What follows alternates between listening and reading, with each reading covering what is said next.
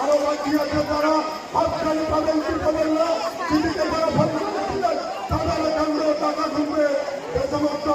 বার্ধক্য বলছে না টাকা পাননি নির্বাচনের আগে তাদের কাণ্ড টাকা পানতে যাবে এই অঙ্গীকার মমতা বন্দ্যোপাধ্যায়ের অঙ্গীকার মমতা বন্দ্যোপাধ্যায় যা বলেন তিনি করে দেখান আর পশ্চিমবঙ্গে কেন্দ্রের নরেন্দ্র মোদী সরকার পশ্চিমবঙ্গকে হাতে ধরার চেষ্টা করে